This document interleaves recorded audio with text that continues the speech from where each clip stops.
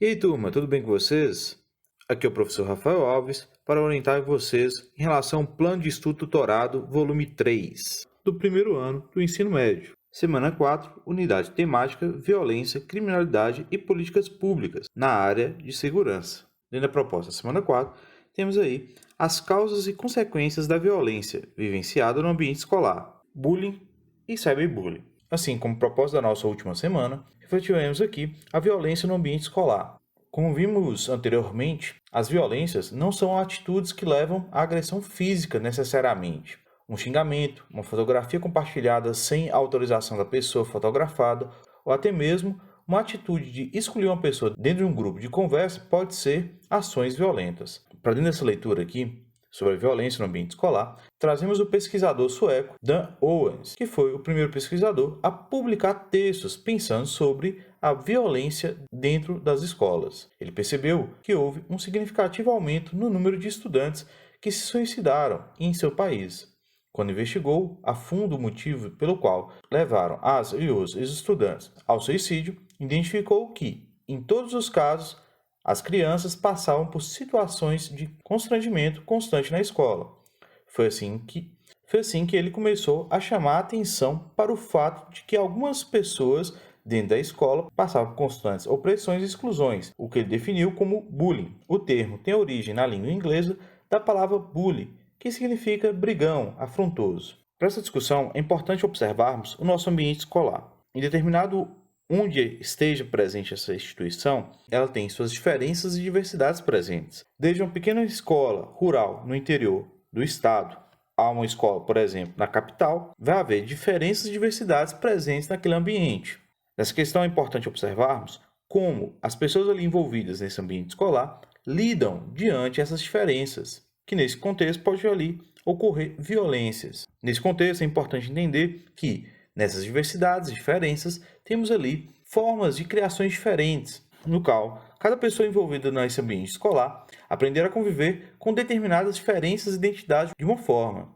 Infelizmente, algumas pessoas aprendem que a maneira certa de ser e existir no mundo é padronizada. Todas aquelas pessoas que não estão dentro desse padrão merecem ser alvo de piadas e de constrangimento. Basta analisarmos as piadas que conhecemos normalmente, sempre existe um alvo nessa piada. Nesse ponto aqui trazemos 3 agressões marcadas por esse contexto, como por exemplo a gordofobia, muito presente quando grupos de crianças zombam de outra por ser mais gorda do que as outras. A homofobia também é bastante presente nesse contexto, principalmente por uma classificação do que é feminino e do que é masculino. Quando um menino, por exemplo, decide ali apresentar uma dança ou apresentar um teatro, muitas vezes, dependendo da situação, vai ser associado a uma ação homossexual, que nada corresponde a isso. Porém, faz parte da característica da homofobia. É o mesmo caso, por exemplo, de uma menina optar, na hora de praticar um determinado esporte na escola, o futebol, e ser associado, por exemplo, o fato de jogar futebol à questão da sua sexualidade. E aprofundando nessa discussão, também refletimos aqui o racismo, que infelizmente nesse contexto está muito presente nessa violência no ambiente escolar, que vem muitas vezes de forma de piadas, mas pode levar aí fatores mais graves como a violência física e simbólica. Temos aqui uma tirinha literária do Armandinho, onde temos aí personagens relatando a violência sofrida por eles. No final, a personagem menciona aqui: espero que um dia ele supere isso. É uma boa crítica aí sobre a questão do bullying, né? Colocando principalmente que esse agressor em questão está aí numa situação de inferioridade. Isso é um ponto também bastante interessante e crítico para colocarmos. O agressor, que muitas vezes se coloca como superior, na realidade ele está numa situação muito abaixo, principalmente por tentar diminuir os outros para se sentir melhor.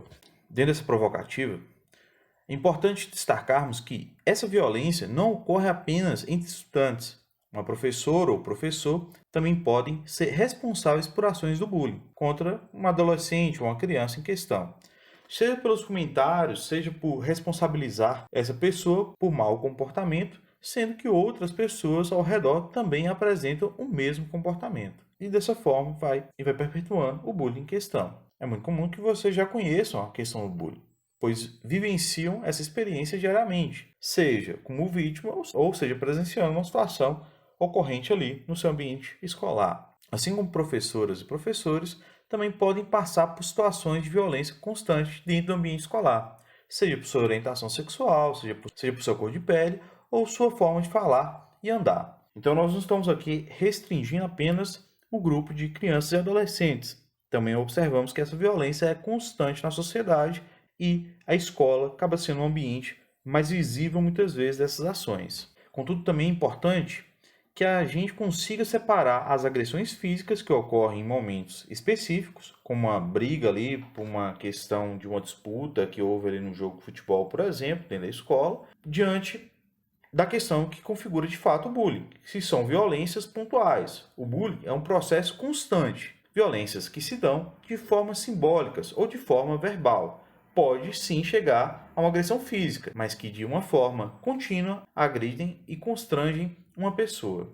Por isso, os efeitos do bullying são tão perversos que podem levar um adolescente ao suicídio. Temos aí para a gente observar um infográfico que apresenta ocorrências mais frequentes em todo o Brasil sobre a violência contra os estudantes. Nesses dados, vocês vão perceber que o número de vítimas como o número de agressores são bem proporcionais, inclusive chamando a atenção que na diferenciação por gênero, meninos e meninas, onde nós vamos observar que o número de meninos, tanto que são vítimas como são agressores, são maiores que o número de meninas. Lembrando vocês aí, principalmente a questões que envolvem a homofobia, a gordofobia e o racismo.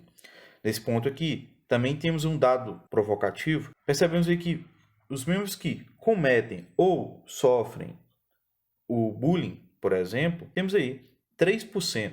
É algo também para chamarmos a atenção. Outro dado também que chama a atenção aqui é a questão da faixa etária, onde nós temos, principalmente no período ali da adolescência, entre os 11 aos 18 anos, um número mais expressivo dessa violência em questão, chamando inclusive aí uma reflexão crítica também desse período da puberdade, onde tem a mudança corporal da criança e essa questão também de uma preocupação com a aceitação. Assim, a questão do bullying tem muita relação também nessa questão da mudança biológica, mas aí refletindo também as questões culturais e sociais presentes aí na nossa sociedade.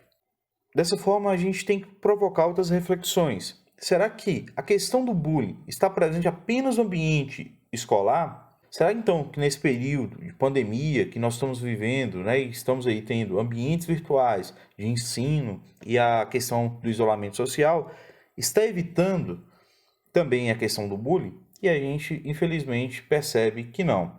Para responder essa pergunta, é preciso analisar dentro dos grupos do WhatsApp e outras redes sociais, onde, infelizmente, o ambiente virtual reproduz as violências presenciadas no ambiente físico. As formas são as mesmas, piadas, comentários, exclusões, e, entretanto, existem outras possibilidades, como a divulgação de fotografias sem a devida autorização das pessoas, a criação de memes, edições de imagens, figurinhas do WhatsApp, uma diversidade de mecanismos que podem ofender e criar constrangimento para outras pessoas. Dessa forma, a violência dentro do ambiente virtual de grupos escolares também são considerados bullying, mas por estar no cyberespaço, ou seja, no espaço digital, as nomeiam de cyberbullying. Normalmente, essa violência ocorre de forma pública, ou seja, não são mensagens em inbox para estudantes, mas compartilhamentos de imagens, comentários e memes dentro de grupos com muitas pessoas acessando, inclusive pessoas que não fazem parte do círculo de pessoas conhecidas da vítima. Sendo assim, podemos pensar que o impacto dessas ações pode ser maior de quanto no espaço físico, inclusive não só a vítima específica, mas outros alunos e alunas podem se sentir constrangidos com a manifestação violenta. Nós temos várias questões hoje dessa discussão do cyberbullying, inclusive muito antes do período da pandemia, onde percebemos que essa violência, que muitas vezes surge no ambiente escolar, ganha dimensões para além da escola e perpetua, infelizmente, na vida desses indivíduos por longas datas, afetando sua vida social, afetando sua vida profissional e entre outros pontos para analisarmos aqui em questão. Por isso que é importante discutirmos esse termo para buscarmos melhorar nossas ações, evitar propagar esse tipo de violência no nosso meio social. Nós, enquanto professores, Nós, enquanto estudantes, nós, enquanto pessoas que vivemos em sociedade, temos que observarmos esse tipo de violência, não só para não nos tornarmos vítimas, mas para não nos tornarmos propagadores desse tipo de violência na sociedade. Pessoal, vamos lá então para as orientações das atividades da semana 4. Lembrando vocês, não é necessário copiar as perguntas no caderno, apenas responder. Para isso, montem aí um gabarito. Para a semana 4, nós teremos apenas uma questão única. Vamos lá então para as orientações da questão. A troca de mensagens de cunho sexual com imagem e comentários eróticos dentro de qualquer meio eletrônico é conhecido como sexting. O nome sexting é baseado em uma junção de palavras oriundas dos radicais sex, sexo, e ting, sufixo de texting. Exatamente por essa origem histórica do sexo por mensagem de texto, o sexting é uma prática constante entre as ou os adolescentes do ensino médio, mas que pode ser motivos de muitos estresses. Leia a charge abaixo.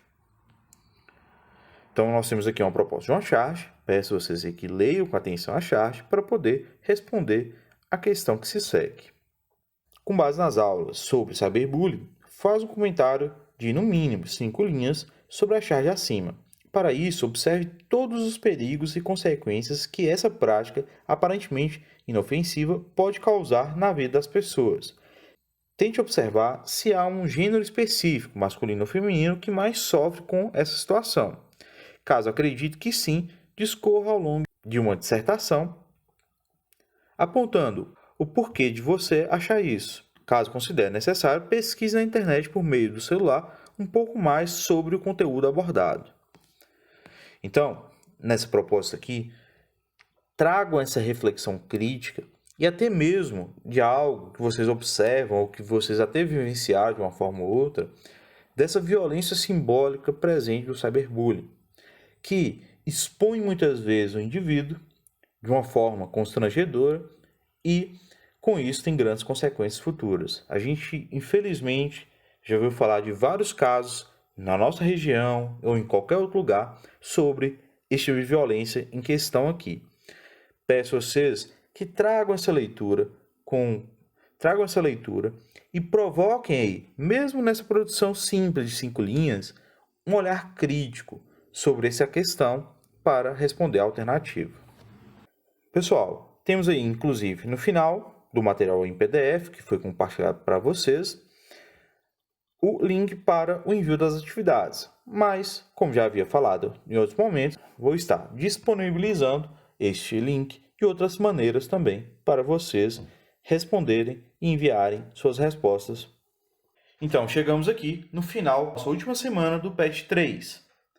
No final aí vai aparecer para vocês um vídeo na orientação do envio das atividades e também uma playlist com outros vídeos em relação ao PET de Sociologia.